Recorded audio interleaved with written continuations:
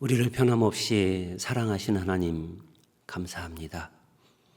십자가에서 우리를 사랑하셨고 변함없는 마음으로 교회 안에서 주인 되셔서 우리를 사랑해 주심에 감사드립니다. 특별히 주님이 다시 오실 이때에 우리 교회를 통해서 하나님의 성령의 역사를 통해서 구원의 역사가 끝없이 나타내 보이고 계심에 감사드립니다. 그 역사의 현장에 우리가 함께함에 너무나 감사합니다.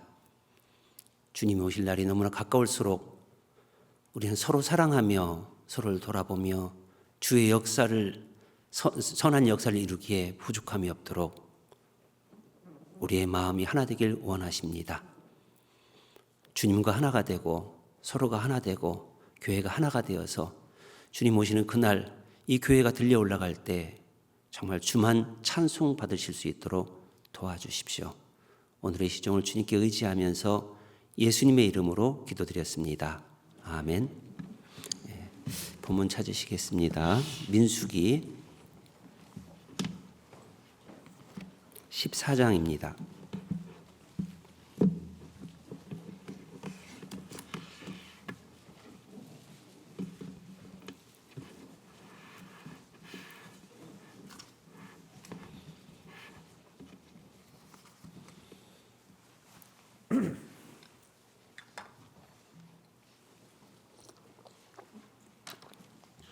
7절부터 11절까지입니다.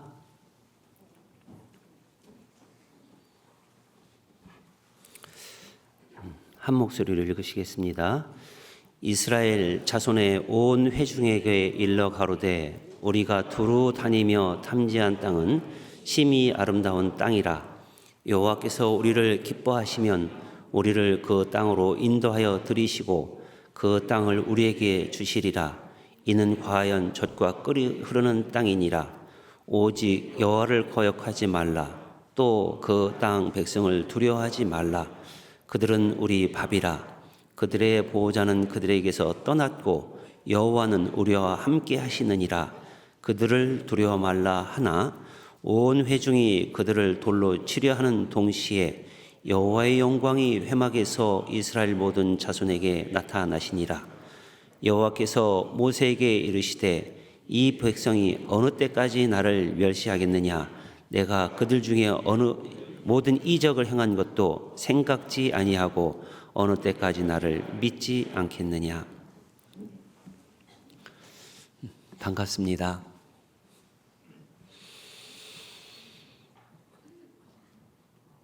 2008년 4월 16일 몽골로 처음 들어갔습니다. 그때까지 잠깐 우리 안산교회 식구들과 교제하다가 갔는데요. 많은 아쉬움도 있었습니다. 그러다 잠깐 나오는 길에 여러분 뵙기도 했었는데 긴 시간 또 못 뵌 적도 있었습니다. 제가 정기 방문을 나온 것은 한 6년 이상이 돼요. 그동안 못 나오다가 이제 어머니가 좀 몸이 불편하시고 해서 잠깐 나왔다 들어가고 그 중에 우리 작년 2월 달에 우리 봉사의 형제님들과 잠깐 교제의 시간을 가졌던 기억이 있습니다. 그리고 작년 12월 달에 갑자기 둘째 딸이 결혼하니라고 잠깐 나왔었고요. 그리고 3월 1일 날 어머니가 소천하셔서 또 잠깐 여러분들 뵌 기억이 있습니다. 그때 너무나 감사했습니다. 다시금 안산교회 우리 형제자매들의 사랑과 가족에 대한 애틋한 그런 마음들을 확인하고 감사한 시간이었습니다. 제가 멀리는 있지만 자식의 도리를 못했는데 우리 안산교회 가족들이 가족의 도리를 다 하시는 모습을 보고 너무나 감사했습니다. 그리고 이제 또 첫째 딸이 결혼하게 돼서 이렇게 갑자기 나오게 됐습니다. 나오는 길에 여러분들을 뵌다는 것은 참 은혜인 것 같아요. 특별히 제가 주일날 오후에 목사님께 전화를 받고 말씀을 편한 은혜로운 말씀을 우리 식구들과 같이 듣고 싶어서 오려고 했었는데 무슨 하나님의 뜻이 있겠다라는 마음을 가지고 순종하는 마음으로 미약하지만 준비를 했습니다. 말씀 준비보다는 제가 16년 동안 몽골에 가서 경험했던 것, 또 하나님이 역사했던 것, 그런 부분들을 같이 나누면 되겠다 싶은 마음이 들어서 이렇게 올라왔습니다. 부족하더라도 이해해 주시기 바랍니다. 우선 오늘 본문 여호수아 갈렙에 대한 이야기를 잠깐 우리가 상고하고자 합니다. 400년 동안 가나안 땅에서 애굽 땅에서 종살이를 하고 모세의 인도로 인해서 10가지 재앙과 홍해가 갈라지는 사건을 경험하고 이스라엘 백성들이 광야로 나옵니다.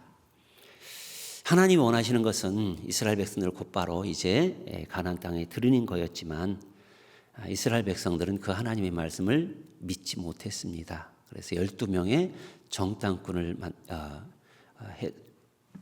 뽑아서 40일 동안 가나안 땅을 정탐하도록 했습니다.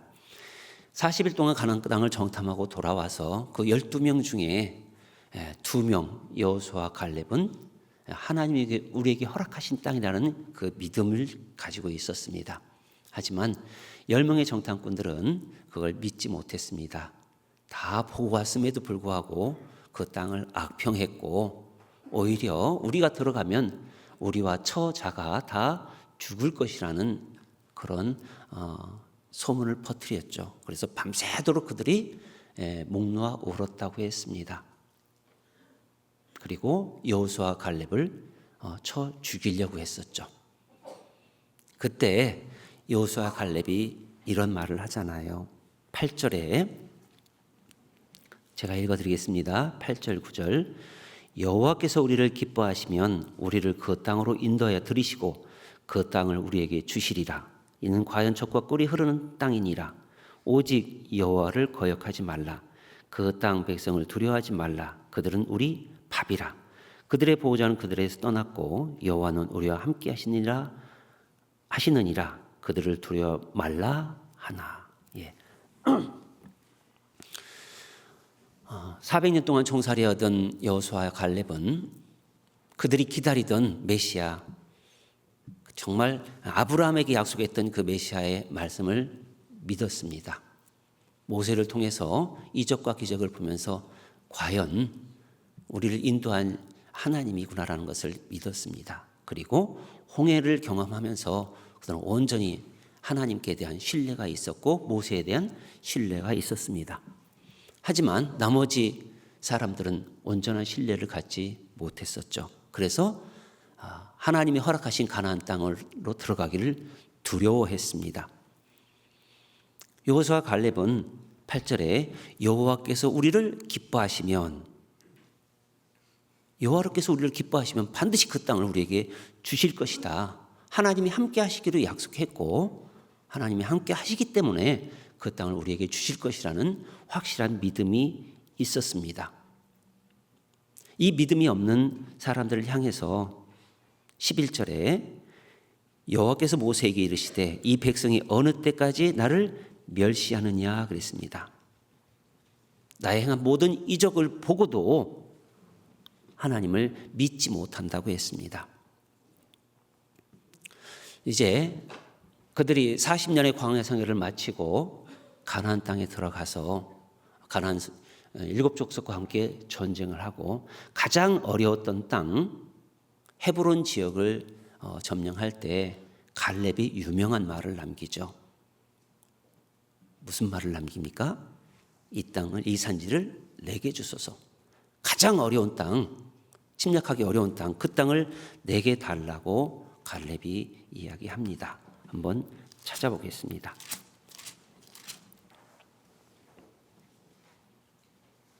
여호수아 14장입니다.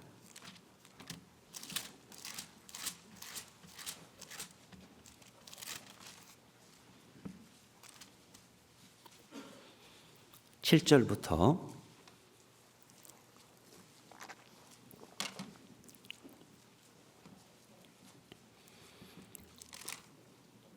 12절까지입니다. 제가 읽어드리겠습니다. 내 나이 40세에 여호와의 종 모세가 가데스 바네에서 나를 보내어 이 땅을 정탐케 하므로 내 마음이 성실한 대로 그에게 보고하였고 나와 함께 올라갔던 내 형제들은 백성의 간담을 높게 하였으나 나는 나의 하나님 여호와를 온전히 쫓았으므로 그날에 모세가 맹세하여 가로되 내가 나의 하나님 여호와를 온전히 쫓았은즉 내 발로 밟는 땅은 영영이 너와 내 자손의 기업이 되리라 하였나이다.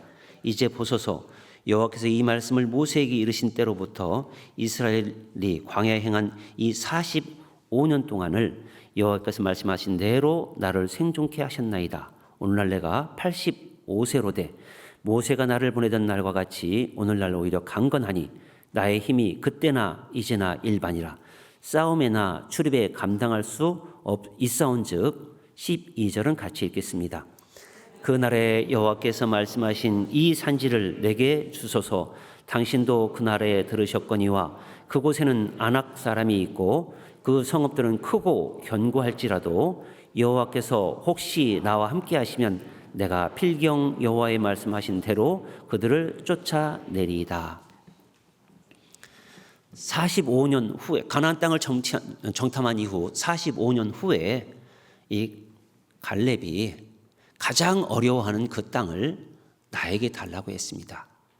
하나님이 나와 함께 하시고 하나님이 나를 기뻐하시면 분명 하나님께 그 땅을 허락하신다는 믿음이 있었습니다. 45년이 지난 동안 갈렙은 오직 한 가지 소망을 가지고 있었던 거죠. 하나님이 약속하신 것, 내가 발로 밟는 곳은 내게 주리라. 그 말씀 하나를 믿었고 그 말씀 하나가 온전히 이루어지는 것을 끝까지 보고 싶었던 겁니다.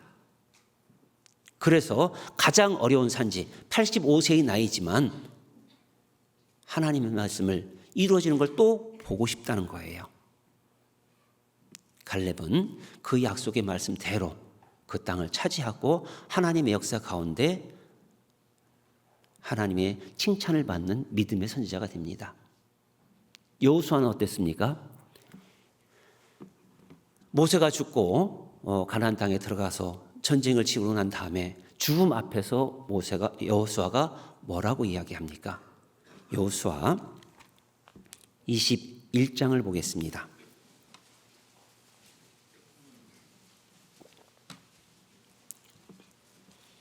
43절부터 45절까지입니다. 함께 읽겠습니다. 여호와께서 이스라엘의 열조에게 맹세하사 주마하신 온 땅을 이와 같이 이스라엘에게 다 주셨으므로 그들이 그것을 얻어 거기 거하였으며 여호와께서 그들의 사방에 안식을 주셨으되 그 열조에게 맹세하신 대로 하셨으므로 그 모든 대적이 그들을 당할 자가 하나도 없었으니 이는 여호와께서 그들의 모든 대적을 그들의 손에 붙이셨음이라. 여호와께서 이스라엘 족속에게 말씀하신 선한 일이 하나도 남음이 없이 다 응하였더라. 여호수아도 하나님이 약속하신 대로 다 이루어졌다라고 죽음 앞에서 이스라엘 백성들에게 이야기를 하고 있습니다. 제가 여러분에게 하나 질문을 하고 싶어요. 딱 한 가지 질문하려고 왔습니다. 우리는 구원받기 전에 많은 것을 해보고 싶었을 거예요. 소망이 있었을 거예요. 꿈이 있었을 거예요. 네, 구원받은 다음에 그 소망이 바뀌었습니까? 아니면 그대로 있습니까? 바뀌었어요. 예, 구원받은 다음에 여러분들 소망이 바뀌었을 거예요. 주님이 분명 나와 함께 하신다고 약속하셨습니다. 마태복음 28장 19절 20절에 내가 항상 너희와 함께 있을 거라고 약속하셨거든요. 그렇다면 하나님이 우리와 함께 하면서 여러분과 함께 하면서 하나님을 통해서 하나님이 여러분을 통해서 나타내시는 하나님의 일을 무엇을 보기를 원하십니까? 이게 진짜 질문이에요. 신앙생활 하면서 나를 통해서 하나님이 뭘 하는 것을 보고 싶습니까? 교회를 통해서 하나님의 어떤 역사를 보고 싶습니까? 물론 이런 꿈이 있었을 거예요. 그런데 신앙생활 지나면서 세월이 흐르면서 구원받고 1년, 5년, 10년, 20년 지나면서 그 꿈이 그대로입니까? 아니면 퇴색해져 있습니까?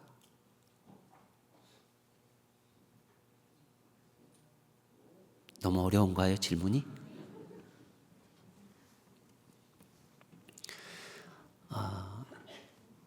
오늘 열차에 오다 보니까 이런 광고가 있더라고요. 코레일, 열차 역사를 얘기하는 겁니다. 20년대 때요, 제일 빠른 열차 생긴 제가 KTX가, 그러면서 20년의 수고가 100년의 기쁨을 만든다고 했습니다. 몽골 선교 2004년에 시작을 했습니다. 그리고 이제 올해 2024년 만 20년이 됐습니다. 죄송합니다. 제 개인적으로도 제가 2004년 교회 부르심을 받고 전도인 됐습니다. 그리고 만 20년이 됐습니다. 저를 돌아봤어요. 올해 나는 정말 구원받고 나서 내가 살고자 하는, 내가 꿈꾸고 했던 하나님의 역사를 보고 싶어 했던 그걸 보고 살아가는가라는 저에게 대한 질문을 던져봤었습니다. 무엇을 보기를 원하느냐? 예수님에게 소경 한 명을 데리고 왔습니다. 그래서 침을 뱉어서 눈을 비비고 안수해 줬습니다. 무엇이 보이느냐 그랬습니다. 나무 같은 것이 걸어가는 것이 보이나이다 그랬어요. 다시 안수했습니다. 무엇이 보이냐? 사람이 보인다고, 밝히 보았다라고 되어 있습니다. 물론 우리가 정말 구원을 받았다면 영원한 천국에 대한 소망을 가지고 살아가야 될 뿐만 아니라 내 삶의 목표에서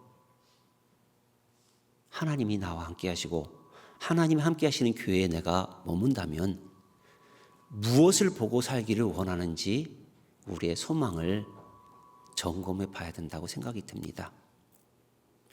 내 소망이 정말 하나님 앞에 합당하더라도, 하나님이 기뻐하시는 것이라도 그것이 변하지 않도록 나를 어떻게 관리하고 하나님 앞에 세우며 살아가는지 한번 생각해 보았으면 합니다. 제가 20년을 몽골에 가서 전도인 된 지 20년이 되면서 저를 돌아본 일입니다. 저는 개인적으로 어릴 나이에 14년 동안 시골에서 살았어요. 그리고 서울에서 젊은 나이 20년을 살았습니다. 그것도 우연의 일치죠. 그리고 구원을 받고 대전에서 10년 동안을 살았습니다. 그런데 서울에서 20년 동안 살면서 한 번도 서울 사람이라는 생각을 안 했어요. 20년 동안 살았으면 서울 사람이라고 할 만도 하잖아요. 근데 그런 생각을 못 했습니다. 나는 시골 사람이라고 생각을 했습니다. 구원받고 나서 하나님 왜 대전으로 보내셨을까? 물론 그 전부터 제가 계속 서울을 떠나고 싶었었어요. 그런데 하나님 허락하시지 않았나 봐요. 구원받으니까 떠나도록 허락하셨어요. 제가 그렇게 교사하면서 대전으로 가기를 신청했는데 안 됐었거든요. 그런데 구원받는 해 신청해놓고 구원을 받았어요. 그리고 이제 제가 그랬습니다. 1996년 12월 14일 구원받고 나는 이제 어디에서 살아도 괜찮아 그랬습니다. 어디에서 살아도 괜찮다. 그랬더니 대전으로 보내더라고요. 그래서 왜 보냈을까 싶었습니다. 생각해 보세요. 서울에서 그 젊은 시기에 20년 동안 살았으니까 얼마나 많은 친구가 있었겠어요. 끊지 못할 많은 것이 있다는 걸 하나님이 아셨기 때문에 이젠 가라라고 하신 것 같아요. 감사하게도 대전에 가서 저를 잘 인도하는 우리 대전교회 형제자매들의 그 인도를 따라서 신앙을 하나하나 배우기 시작했었습니다. 그리고 이제 몽골에 정말 많은 이뤄진 영혼들이 있고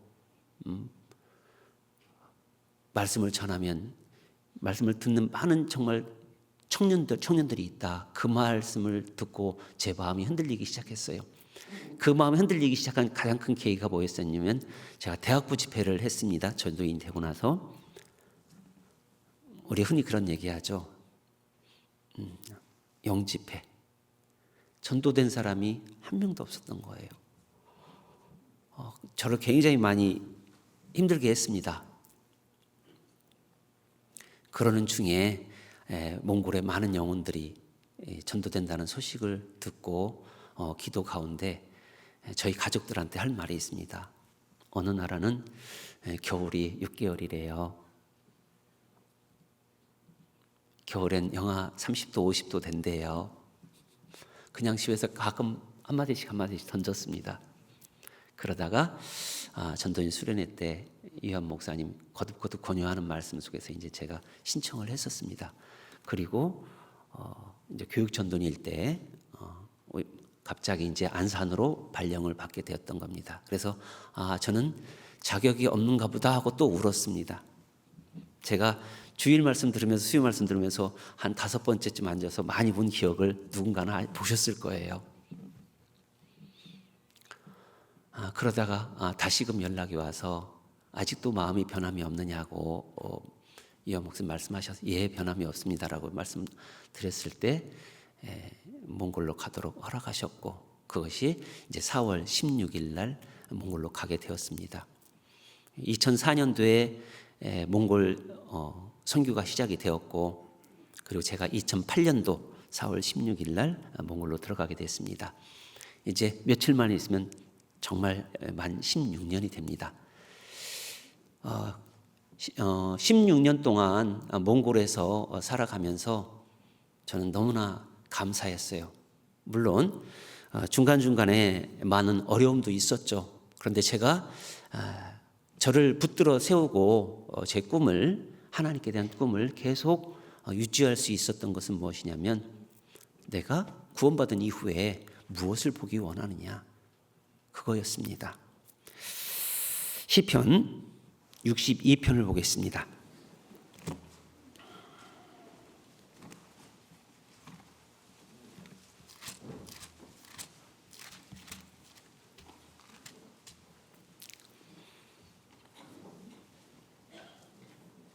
(2절) (3절입니다)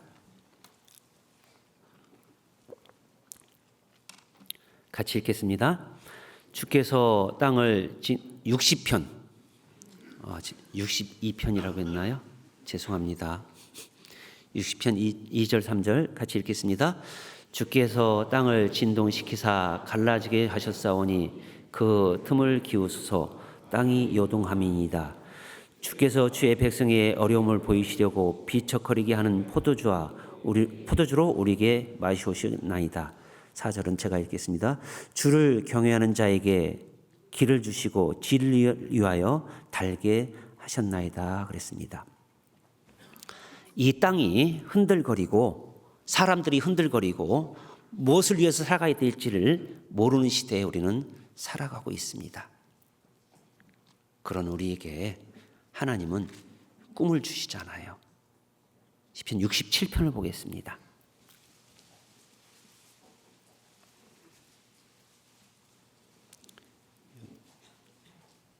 1절부터 3절입니다.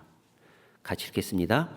하나님은 우리를 긍휼히 여기사 복을 주시고 그 얼굴 빛으로 우리에게 비추사 주의 도를 땅 위에 주의 구원을 만방에게 알리소서. 하나님이여 민족들로 주를 찬송케 하시며 모든 민족으로 주를 찬송케 하소서. 2절에 주의 도를 땅 위에 주의 구원을 만방 중에 알리게 하소서 그랬습니다. 그걸 누가 해야 될까요? 모든 민족이 주를 찬송하게 하도록 누가 해야 될까요? 바로 구원받은 우리입니다. 하나님은 우리를 통해서 이 귀한 복음의 역사를 이루기를 원하시는 거예요. 96편도 보겠습니다. 시편 96편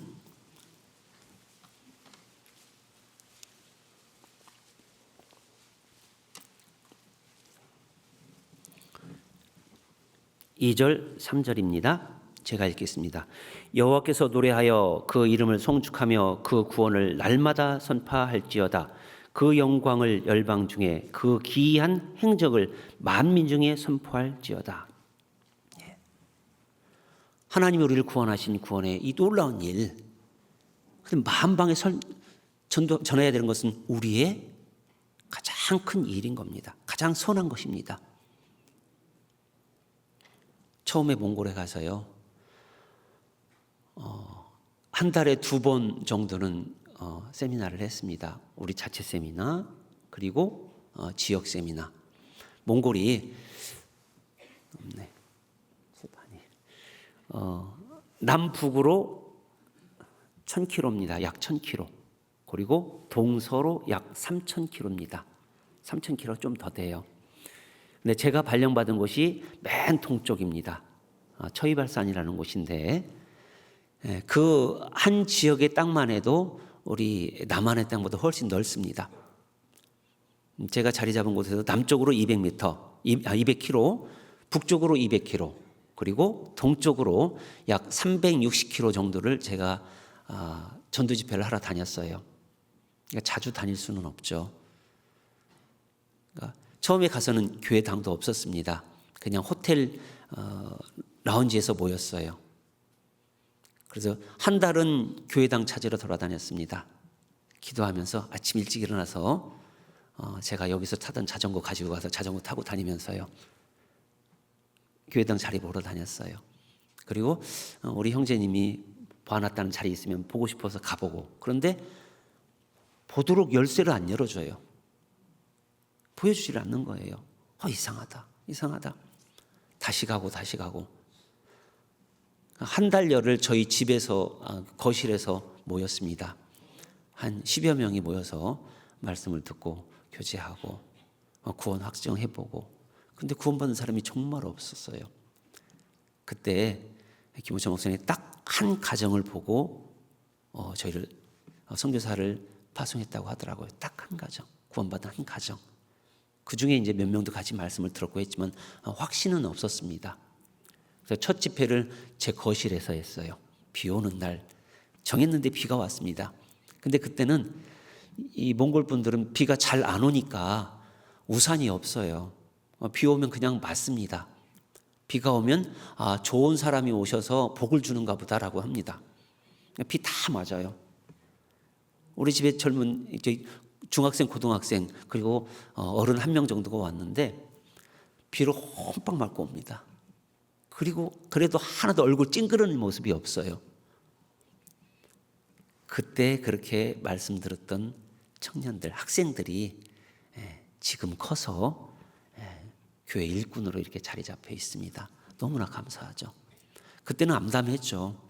교회당도 없고 구원의 확신을 가지고 있는 사람도 많지 않고, 그러다가 이제 교회당을 하나 얻었습니다. 근데 거기에서는 약 한 달밖에 못 있었어요. 더 좋은 자리가 나타났거든요. 저희 아파트가 4층이었었는데 바로 보이는 곳에 정말 괜찮은 새 건물이 있었어요. 2층 건물, 조그맣지만 그곳을 달라고 저희 자매가 기도하고 있었더라고요. 저희 침실에서 보이는 곳이에요. 바로 이렇게 보면 매일 기도했대요. 그 집 주인이 찾아왔어요. 경찰이었거든요. 찾아와서 우리 집 좀 써달라고, 거기 건물 좀 써달라고.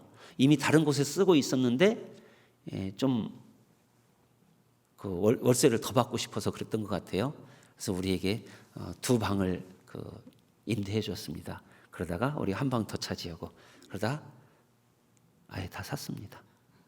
사게 된 이유가 왜 그랬냐면, 전도 집회를 하면 강당에서 집회하잖아요. 6m 곱하기 14m입니다. 그럼 한 7, 80명 모이면 앉습니다. 그런데 거기에 집회하면 100명이 넘어요. 130명, 140명. 앉을 수가 없는 거예요. 빡빡하게 앉았습니다. 한 달에 한 번 정도 집회를 해도 그렇게 모입니다. 선교팀이 왔습니다. 선교팀이 오셨는데 앉을 데가 없는 거예요. 그래서 밖에다 게르를 쳤습니다. 2층 텔레비전 연결해서 어떻게 말씀을 들었어요. 앉을 곳이 없는 거예요. 이제 그 모습을 보고 그 건물을 아예 사고 그 앞에 땅도 더 사고 해서 건축을 또 했습니다. 근데 건축하기 전에 이 마귀가 시험하는지 하나님이 저를 시험했는지 모르겠지만 제가 1월 달에 몽골은 겨울이 전도가 더 잘 됩니다. 언제가 잘 된다고요? 왜 그럴까요? 겨울은 춥거든요. 그러니까 말키온이나 이런 사람들도 밖에서 계속 다 못 있어요. 일부만 사람이 있고 다 도시로 들어옵니다.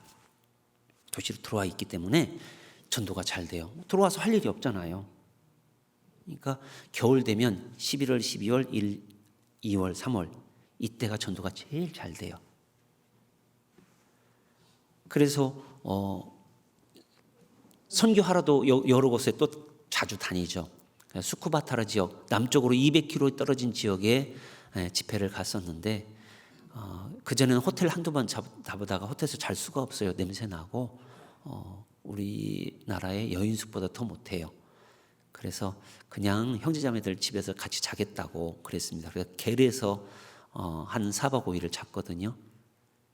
저녁에는 손님이 왔다고 뜨겁게 때우고 새벽에 되면 춥고 그래서 다시 불 또 넣고 그러니까 사우나탕에서 들어갔다가 추웠다가 한 거죠.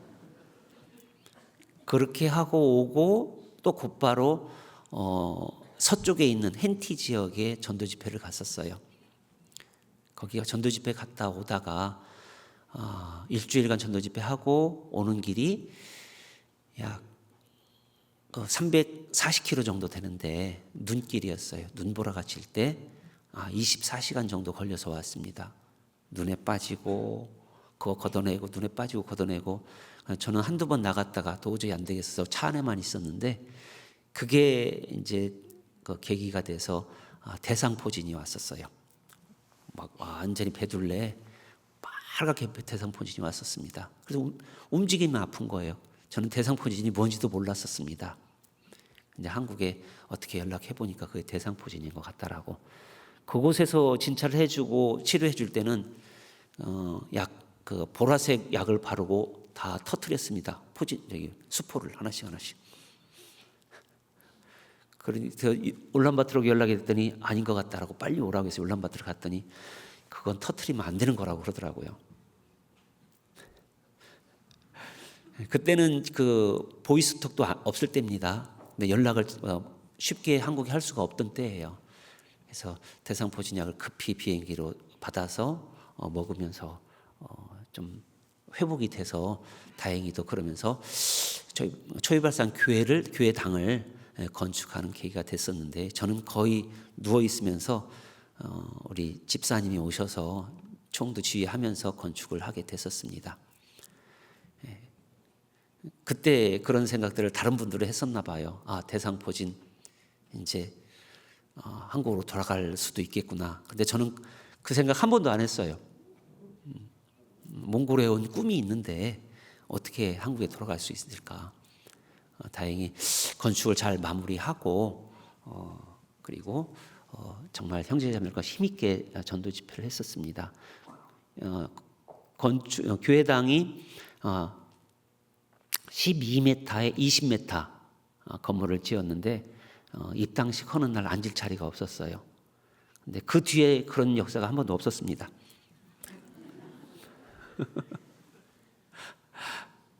그때 일주일간의 집회 그렇게 많은 사람이 와서 말씀을 들었는데 그 뒤에는 그런 역사까지는 없었고요. 점점 수는 말씀 듣는 수는 줄었지만 지금 그 초이발산 교회에서 모이는 수가 120-130명 이상이 계속 모이는 걸로 이렇게 소식이 올라오고 있습니다. 아무튼 그 과정 속에서 하나님이 또 여러분들 잘 아시는 제 꿈을 포기하게 하는 그런 사건이 또 있었죠. 제가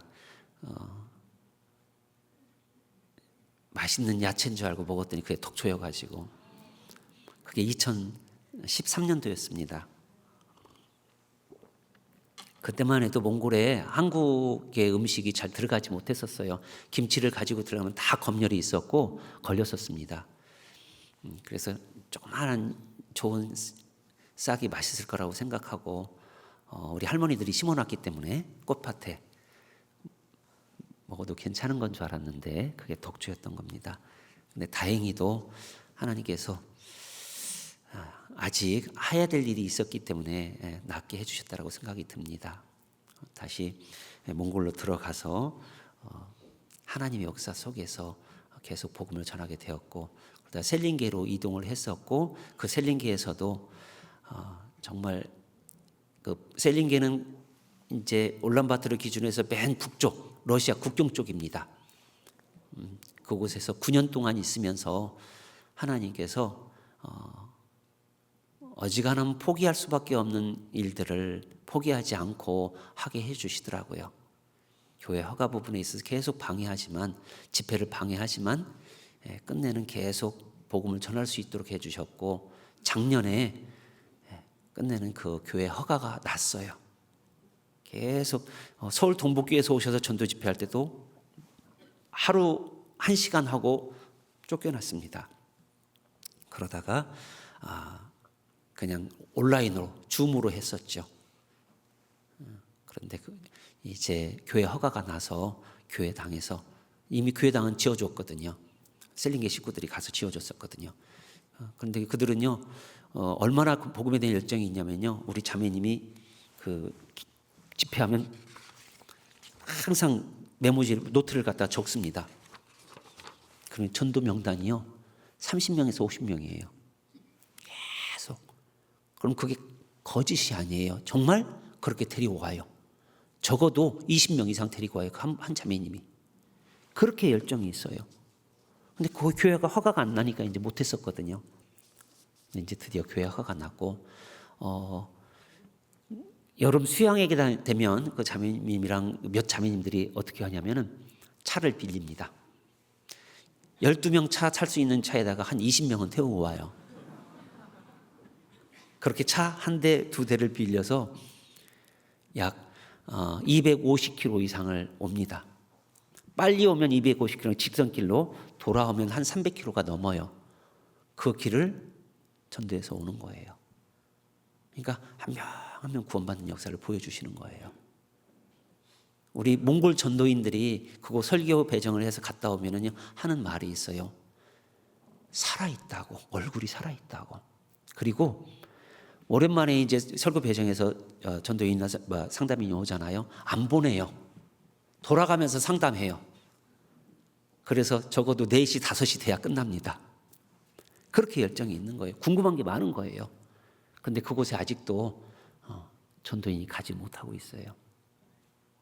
이유가 왜일까요? 멀어서? 전도인이 없어서 그래요. 일꾼이 부족해서 못 보내고 있어요. 그런 곳이 몇 군데 지금 됩니다. 우리 방송실 몽골 전체 사진 하나 좀 보여주실래요?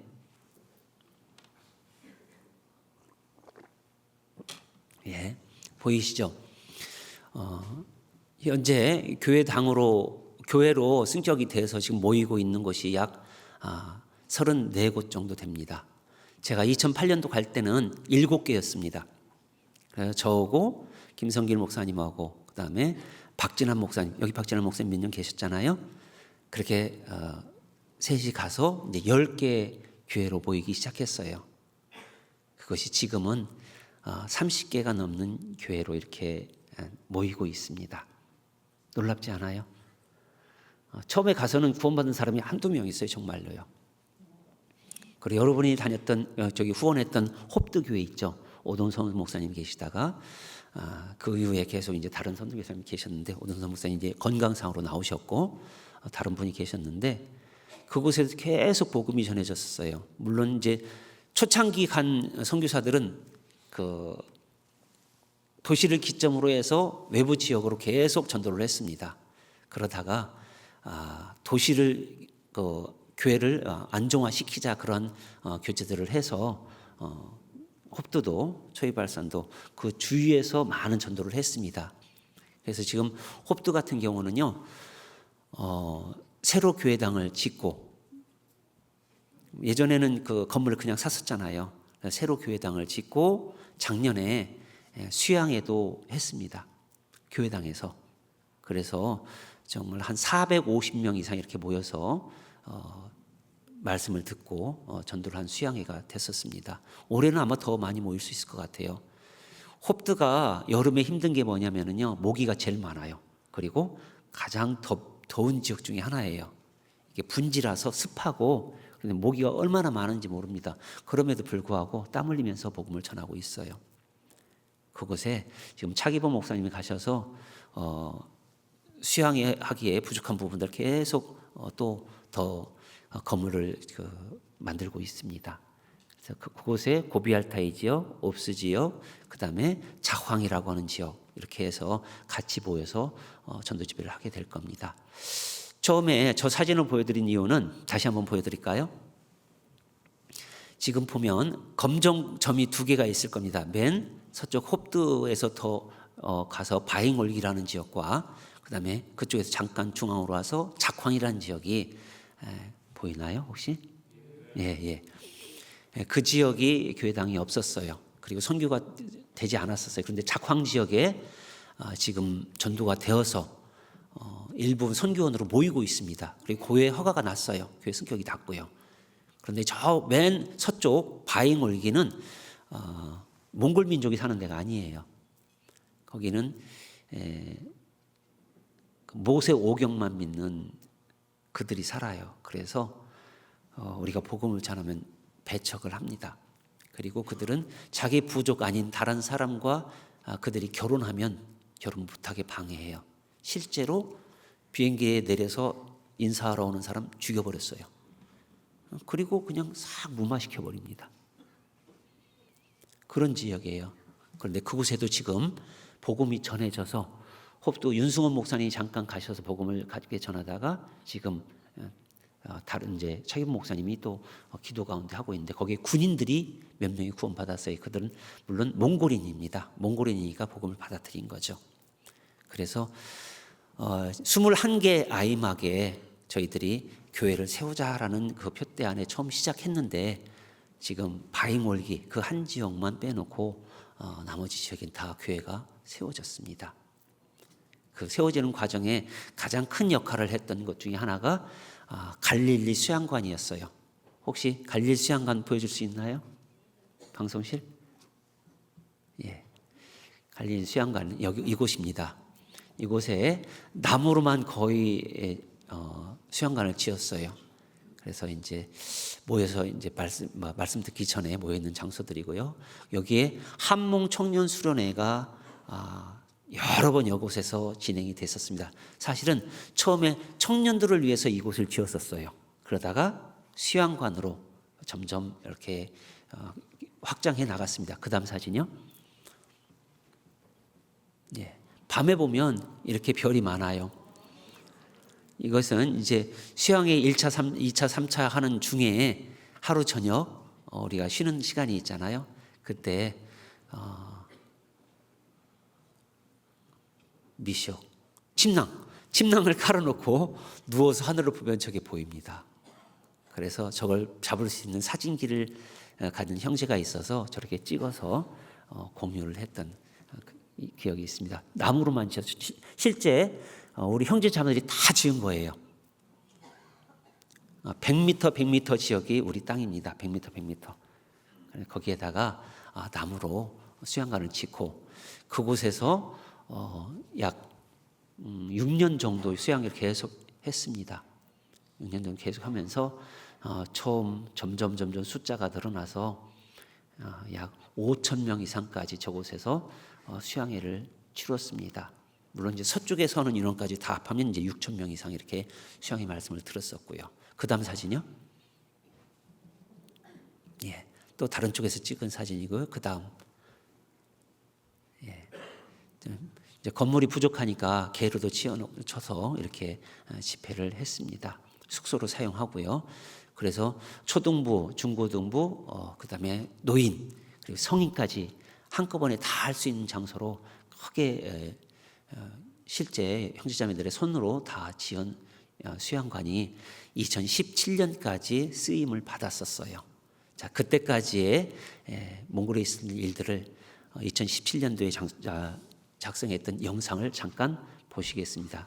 정말 이 영상을 보시면서요, 그동안에 있었던 많은 사고도 있었고 우여곡절이 있었지만 선교사님들이 정말 포기하지 않으시고 다 자리를 지키면서 복음의 역사 속에서 함께했던 모습들을 잠깐 보시겠습니다.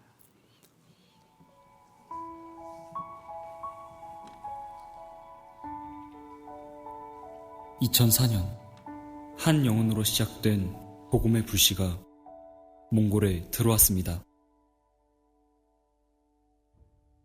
작은 불꽃 하나가 큰 불을 일으키듯이 작은 복음의 역사가 큰 복음의 역사를 만들었습니다.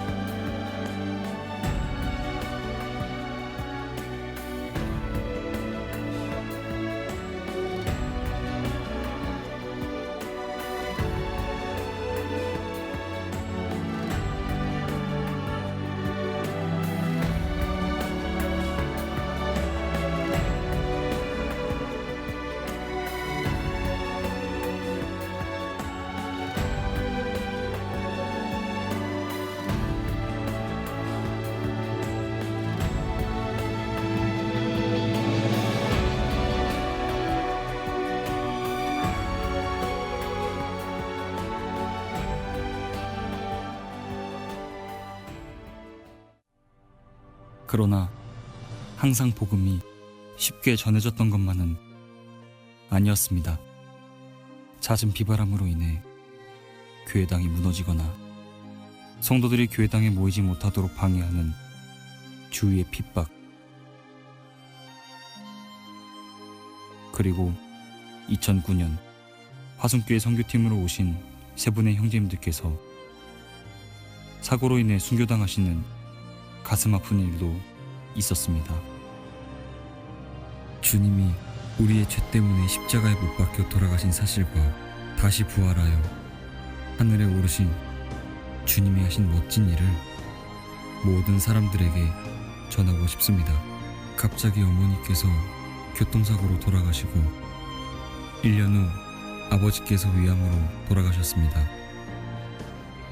하나님을 원망했지만 지금 생각하면 예수님을 알게 하시려고 이런 고통과 아픔을 허락하셨다는 것에 감사가 됩니다. 이제는 내가 무엇을 해야 할지 알고 있습니다.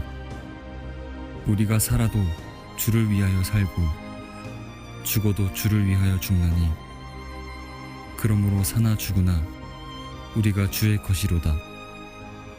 로마서 14장 8절 말씀처럼 주님을 위하여 살겠습니다. 그럼에도 불구하고 우리는 복음 전하는 것을 멈출 수 없었습니다. 그리스도인들의 희생으로 인해 몽골의 주님의 몸된 교회가 세워지며 많은 영혼들이 하나님의 사랑을 깨닫게 되는 놀라운 기적들이 일어나게 됩니다.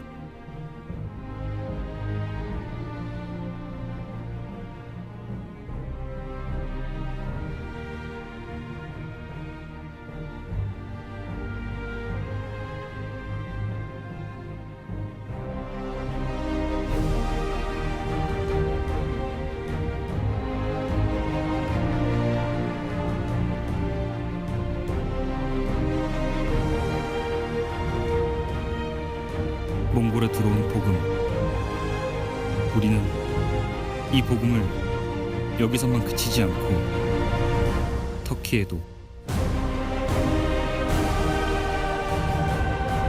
내몽골에도, 러시아에도, 카자흐스탄에도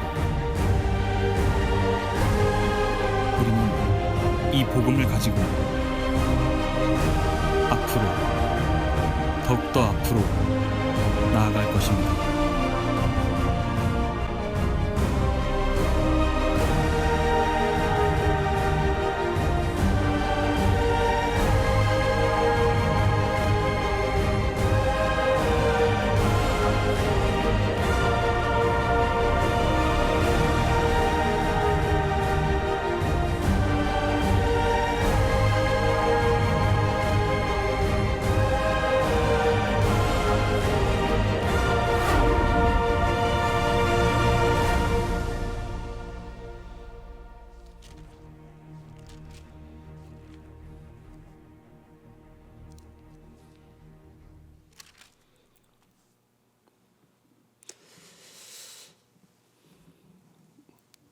복음을 전하면서 아무 사고가 없이 아무 큰 고난이 없다면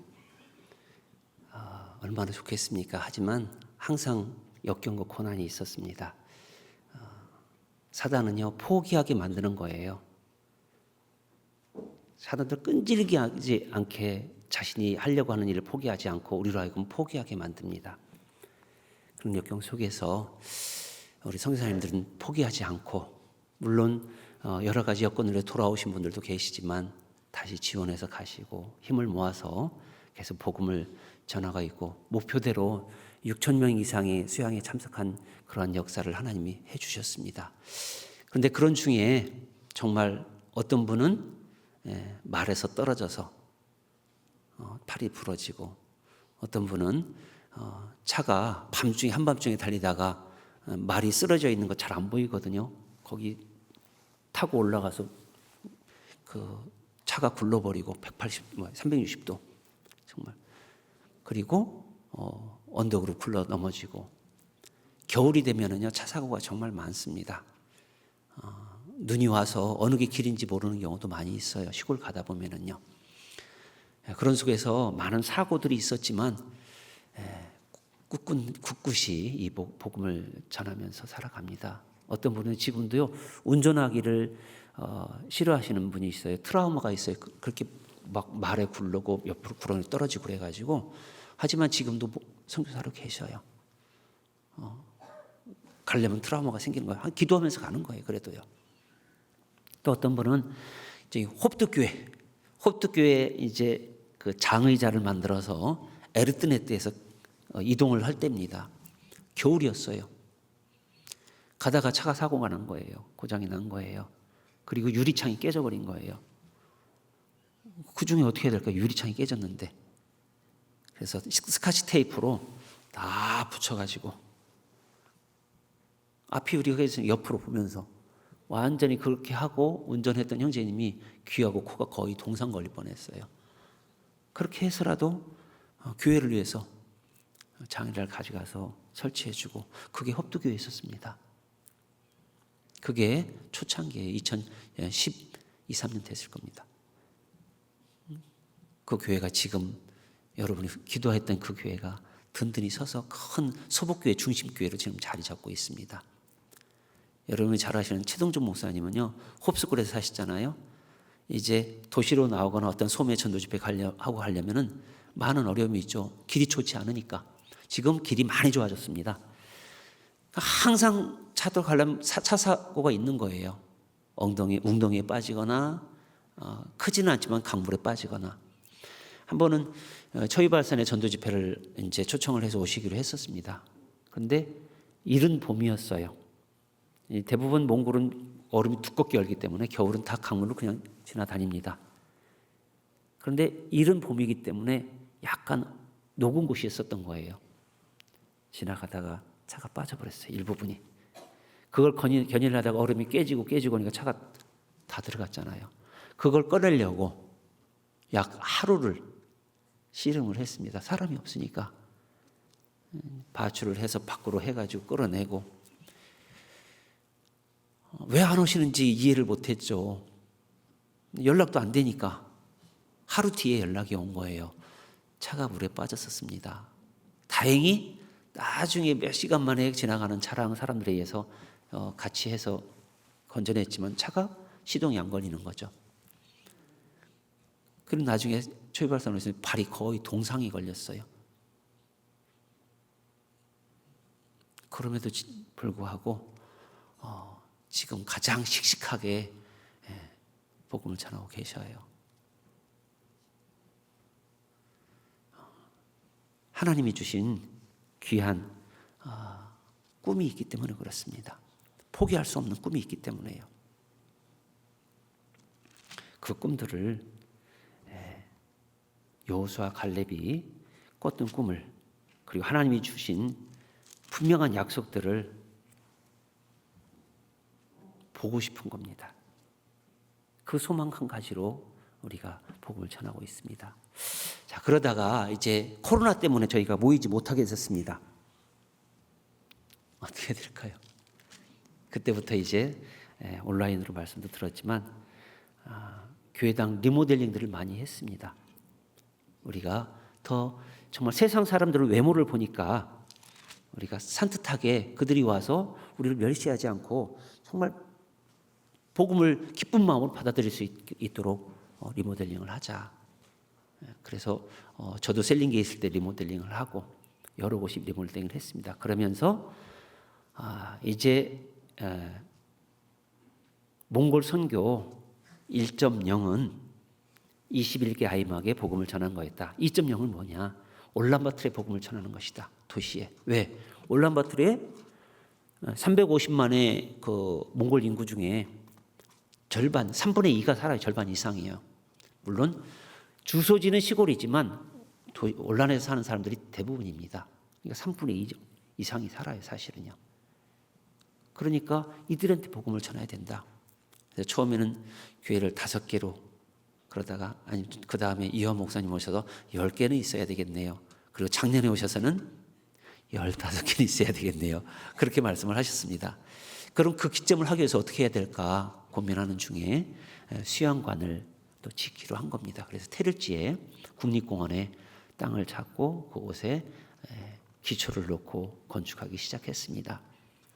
그래서 철제로 H빔으로 해서 그 대강당은 지었고 나머지 건물들은 ALC 블록으로 소관섭 목사님 소개해 주신 그것을 해서 그 벽들을 쌓기 시작했습니다. 맨 처음에 몽골 전도인들과 선교사님들이 먼저 쌓기 시작했어요. 추운데 콧물 흘리면서 목도리 하고 모자 쓰고 장갑 끼니까 누가 누구지도 몰라요.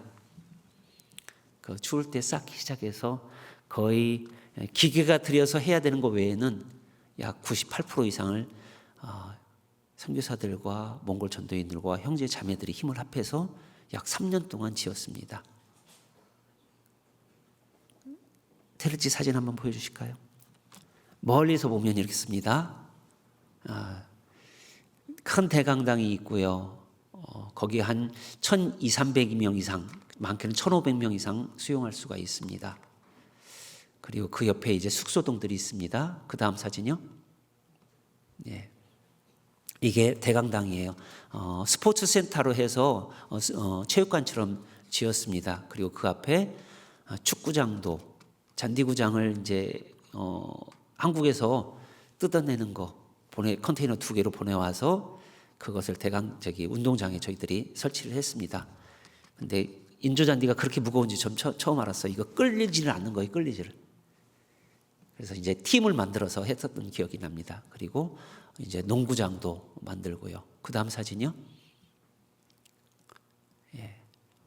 이것은 이제 안데스라고 해서 숙소동 겸 세미나실입니다. 그래서 양쪽에 건물이 있던 말굽 비슷한 U자 비슷한 걸로 되어 있던 것을 아예 천장 씌워가지고 양쪽에는 숙소 그리고 중간에서 세미나를 합니다. 그리고 저 뒤에 보이는 것이 아고라라고 해서 세미나동입니다. 1층, 2층. 1층이 식당이고 2층이 중강당, 소강당 이렇게 해서 직접 다 저건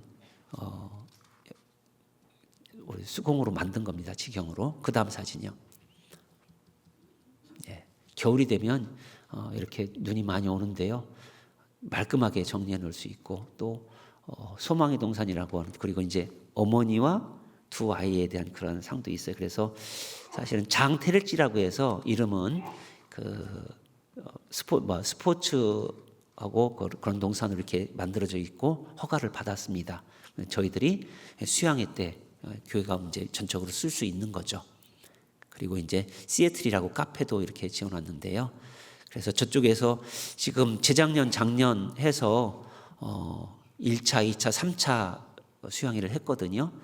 그래서 한 차수할 때마다 1,200명 정도 이상이 모입니다. 그래서 세 차수하면 3,600명 이상. 그래서 작년에 순전하게 수양회에 참석했던 전 인원이 약 6,000명 이상이 됐습니다. 물론 그 전에는 막 데려오겠는데요. 이제는 그것이 정말 말씀을 들을 수 있게 사전 준비를 하고 마음 바꿔리를 하고 데리고 와서 집회를 하기 때문에 구원받는 효율이 높아졌습니다. 그리고 처음에는 와서 굉장히 노는 식으로 이렇게 사람들이 생각했는데요. 지금은 경건한 마음으로 말씀을 듣는 그런 모습 속에서 너무나 감사가 됩니다. 그래서 울란바토르 주위에 저 수양관을 짓고 우리가 이제 가장 핵심인 울란바토르 지역에 약 3분의 2 이상의 몽골인이 사는 곳에 복음을 전하다는 그런 꿈을 가지고 수양관도 지었고 지금 선교센터도 이전을 했습니다. 선교센터를 울란 도시의 정중앙에서 약 1.2km 정도 떨어진 뒤쪽으로 해서 교육관을 완성을 했습니다. 그래서 중앙교회가 이전을 했고 중앙교회 이전한 곳에 이제 선교사님과 몽골 전도인 그리고 농아인 담당 선교사님 이렇게 해서 세 분이 계십니다. 잘 들으셔야 됩니다. 몽골 전체 지부에 선교사님 2분과 몽골 전도인 1분밖에 안 계셔요. 왜 그럴까요? 왜 그럴까요? 일꾼이 없어요.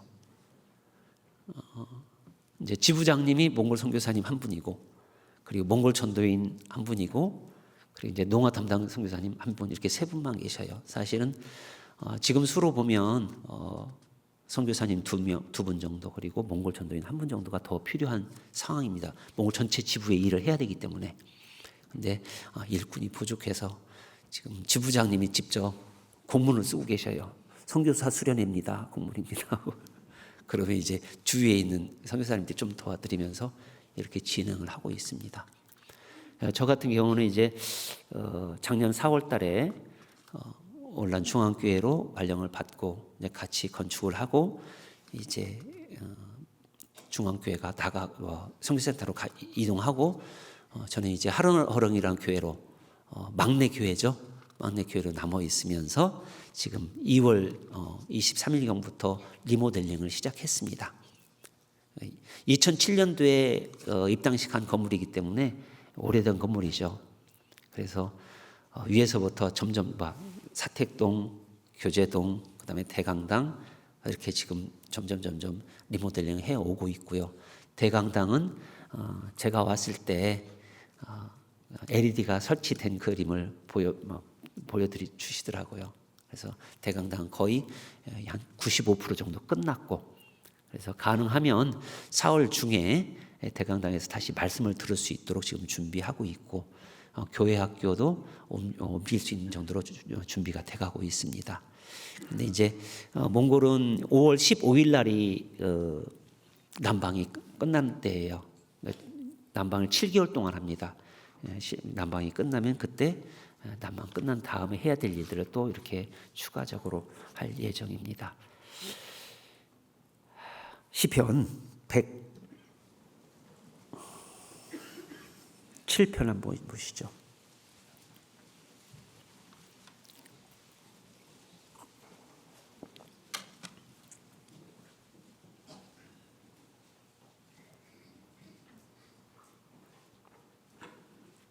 (28절부터) 31절까지입니다. 같이 읽겠습니다.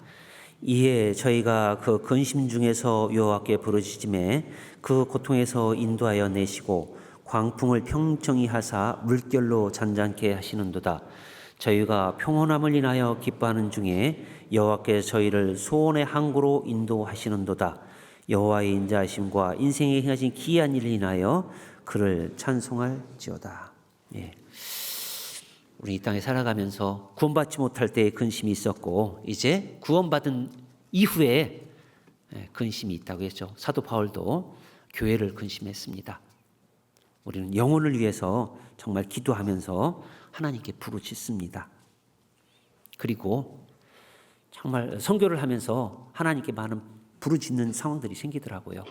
하지만 시간이 지나면 하나님께서 가장 선하신 길로 우리를 인도하시는 것을 깨닫습니다. 이제 우리 이제 어머니들 이제 그런 생각을 하셨을 거예요. 선교사님들 해외로 가시면 아이들 교육은 어떡하냐? 어떻게 해야 될까요? 남겨놓고 가야 될까요? 저희는 세 자매가 기쁨으로 다 같이 동참을 했습니다.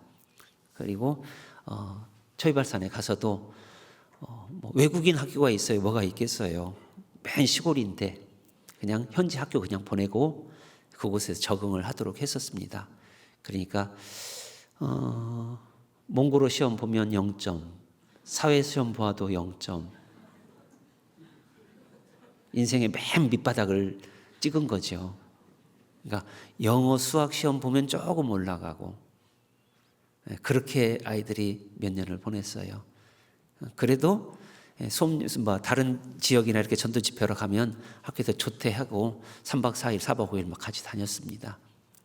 그래서 큰 아이는 미선부 책임지고 둘째 아이는 찬양대 책임지고 이렇게 하나씩 그리고 교회 학교는 같이 하고 이렇게 하면서 기쁨 가운데 같이 살았던 것 같아요. 정말 기뻤습니다. 근심 걱정할 시간이 없었어요. 오직 교회에서 학교에서 저는 교회만 있고 그렇게 하다가 이제 아이들이 울란바토르로 이제 대학을 보내야 되니까 그때가 되니까 이제 선교센터에는 이제 있을 곳이 없고 해서 어떻게 해야 되느냐. 당연히 한국으로 보낼 줄 알았대요. 근데 그냥 몽골에 있는 학교 가자. 언어 하나 더 얻는 걸로 생각하고 국제학교를 보냈습니다. 물론 시험을 봐서 들어가야 되는데 영어 시험을 보더라고요. 근데 이제 큰아이가 혼자 막 준비를 하더라고요. 떨어지면 그냥 1년 언어 공부해. 그랬더니 하나님이 그냥 붙여주시더라고요. 그 실력이 없는데 어떻게. 그리고 둘째 아이는 더 실력이 없었거든요. 그런데 또 되더라고요. 나름대로 기도하면서 준비를 한 게 있나 봐요. 저는 모르지만. 그리고 대학교 가서도 미안하지만 너희들 아르바이트 하지 말라고 그랬습니다. 공부하고 공부하는 모습, 성실하게 사는 모습 속에서 거기서 하나님이 보여주시는 것이 있을 것이다. 그리고 그래야 전도를 할 수 있다라는 그런 이야기들을 했습니다. 그래서 차가 많이 막히니까 선교센터에서 학교 갈 때 약 2시간 걸릴 때도 있었대요. 그럼 버스에서 자는 거예요. 자다가 의자에서 굴러떨어져서 굴르고 다시 돌아와서 앉아서 또 자고 그렇게 4년 동안을 보내더라고요. 그러면서도 오직 복음만을 붙잡고 살면서 정말 순결함을 지키려고 노력을 했었습니다. 그 학교도 기독교 학교거든요. 그래서 자기들이 행사에 오라고 토요일, 일요일 행사 만들어서 오라고 해도 그건 갈 수가 없잖아요. 그래서 가지 않고 파티할 때도 드레시한 옷, 페인 옷 입으라고 하는데 우리 애들은 청바지 입고 가서 잠깐 있다 오고 졸업식 때도 파티하는데 그냥 청바지 입고 갔다가 오고 그렇게 지키려고 노력을 했었습니다. 그렇게 하니까 다니엘에게 주셨던 그 지혜처럼 우리 아이들에게 지혜도 더 주시더라고요. 그래서 아르바이트는 안 했지만 아르바이트 하는 것보다 더 많은 것을 주셨습니다. 하나님이 그걸 보여주시더라고요. 그리고 결혼할 때가 됐잖아요. 아이들에게 기도하라고 했습니다. 어떤 엄마가 될 거냐?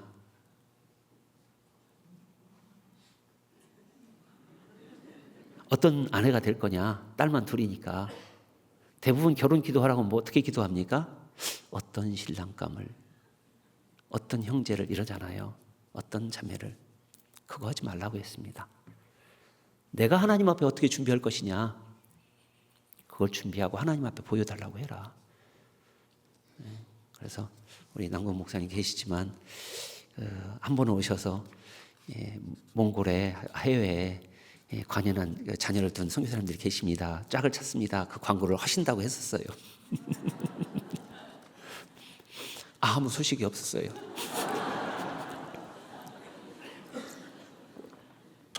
어떻게 할까요? 형제가 몽골로 온다는 건 쉬운 일이 아니잖아요. 왜냐하면 우리 아이들이 정말 몽골에 있고 싶은 마음이 있는 게 거기서 절반의 인생을 살았잖아요. 여기에서 계속 선교가 되는 모습을 보고 싶다고, 전도가 되는 모습을, 교화가 세워지는 모습을 보고 싶다고. 그러면 두 가지 중에 하나잖아요. 현지 형제하고 결혼하든가 아니면 한국에서 형제 오든가. 세 가지네요. 결혼 안 하든가. 그러니까 제가 뭐라고 했을까요? 세 번째를 선택하라 그랬습니다. 결혼하긴 힘들다. 하지만 기도는 하라고 했습니다. 그랬더니 뜻하지 않게 작년에 몽골에 오고 싶어하고 몽골을 사랑하는 형제들을 하나님이 붙여주시더라고요. 그래서 둘 다 갑자기 다 결혼을 했습니다. 몇 달 만에. 이런 일도 참 드물어요. 하나님이 정말 결혼보다도 더 중요한 건 하나님의 일이다, 이런 마음을 가지고 하나님이 허락하시면 해주시겠지. 허락하시면. 그렇지 않다면 사도 바울이 말씀하신 것처럼 그냥 복음을 위해서 살면서 혼자 지내는 것이 좋으니, 그 이야기를 아이들한테 해줬습니다. 근데 하나님께서 그것보다는 합심해서 복음을 위해서 살아가는 것이 합당하기 때문에 하나님이 해주셨다고 저는 확신합니다. 저는 그 결혼하는데 아무 개입 않기로 했어요. 무조건 담임 목사님께 맡깁니다 그랬습니다. 노철원 목사님 계실 때부터 담임 목사님께 맡길 겁니다 그랬더니 거짓말인 줄 알았대요. 진짜라니까요. 그것도 저는 보고 싶습니다. 하나님께 맡겼으니까 제가 어떻게 하겠습니까? 제 자녀를. 무조건 유형 목사님 오셔서도 담임 목사님께 맡깁니다 그랬더니 진짜예요? 진짜예요. 그래서 아이들이 만나고 결혼 결정할 때까지 제가 아무 말 안 했습니다. 그랬더니 기도 가운데 교제해보고 만나고 기도 가운데 결심하고 순종하니까 하나님이 기쁜 가정을 이루셨다라고 믿습니다. 그리고 그 가정을 통해서도 하나님이 저에게 또 보여주시는 것이 있을 것 같아요. 결혼하기 전에 저를 많이 낮추시더라고요. 제가 솔직하게 얘기할게요. 몽골 선교사님들 중에 제가 나이가 제일 많아요. 근데 제가 부사역자로 갔어요. 어떻게 했어요? 모르시네.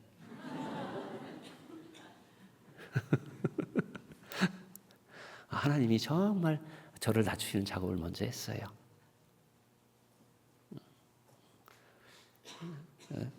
약 15년 동안 그 혼자 목회를 선교를 하다가 부사역자를 하니까 얼마나 힘들겠어요. 그런데 딱 한 가지만 생각했습니다. 복음을 위해서 하나님이 분명 뜻하신 바가 있을 것이다. 그 중에 우리 자녀들도 그렇게 맡겼습니다. 대부분 선교를 나가면 자녀 때문에 걱정들을 많이 하십니다. 물론 문제도 또 있는 경우도 있고요. 하지만 하나님께서 지켜주시고 하나님께서 키워주시고 하나님께서 짝까지 맺어주시고 또 그들이 복음을 위해 살아가도록 또 하나님 보여주시는 것이 있으리라고 저는 확신을 합니다. 우리는 여호수아와 갈렙이 봤던 하나님이 약속하신 것을 볼 수 있어야 된다고 봅니다.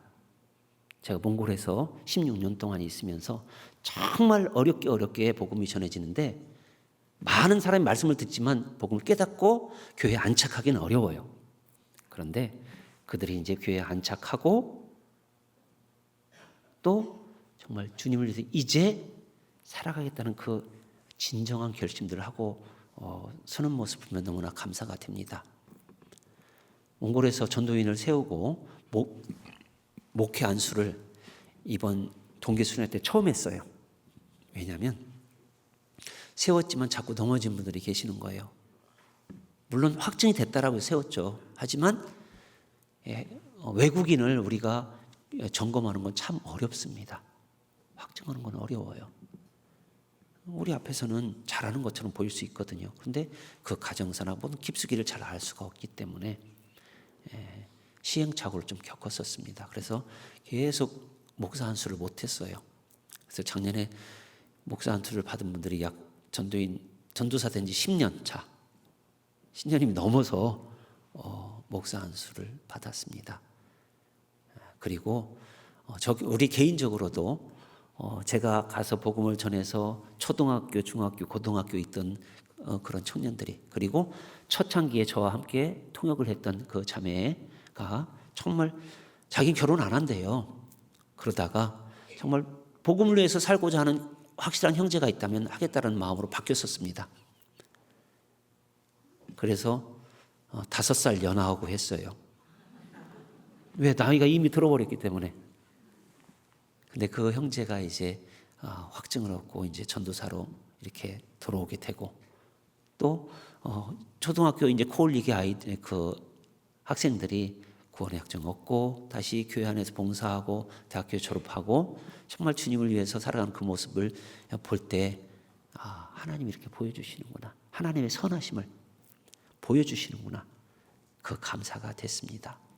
시편 34편을 보겠습니다.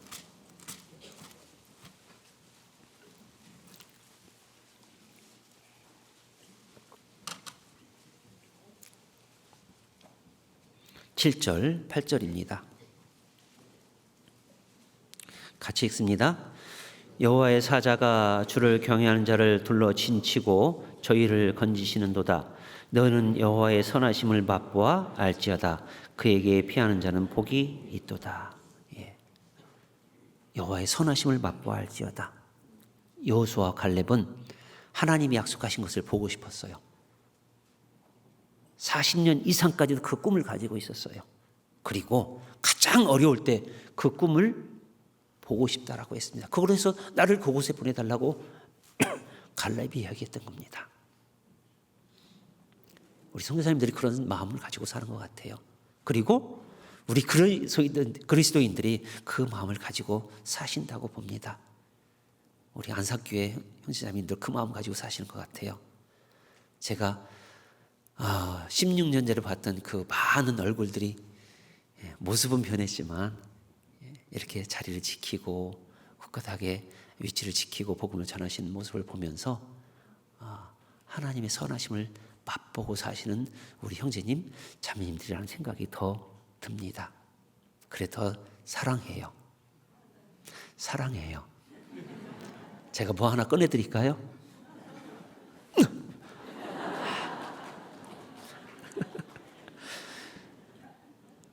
하나님을 사랑하는 자들에게 그리고 하나님의 형제자매들을 사랑하는 자들에게 하나님은 좋은 것을 아끼지 않고 주신다고 했어요.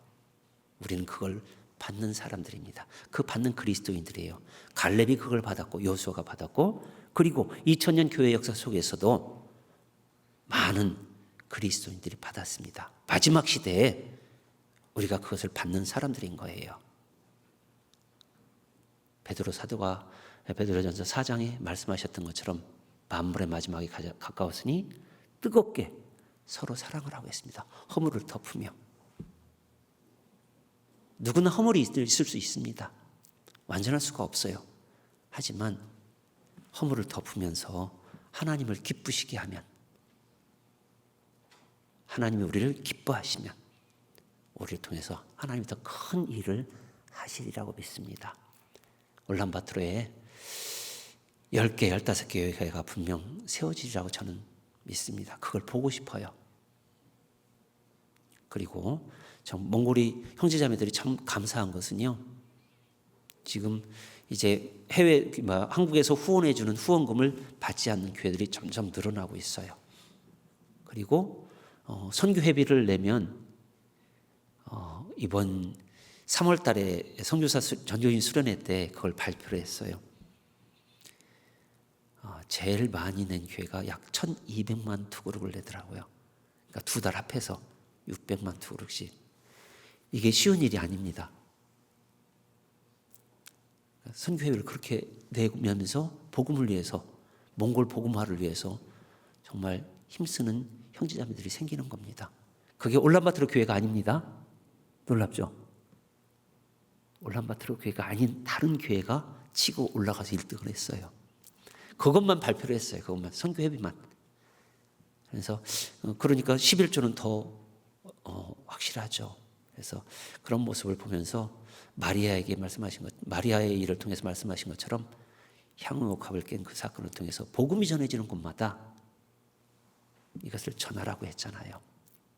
그래서 복음을 위해서 물질과 재능과 그리고 시간과 힘을 희생하는 우리 몽골 형제자매님들을 보면서 하나님께서 더 큰 걸 보여주시겠다라는 그런 믿음이 생깁니다.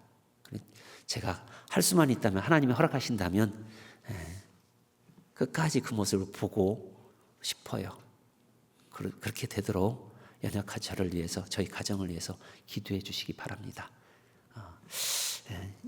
이현 목사님 말씀 들어야 되는데 좀 제가 이 시간에 올라와서 좀 죄송스럽기도 하고 하지만 하나님께서 허락한 시간이라고 여기고 이렇게 마치도록 하겠습니다. 감사합니다.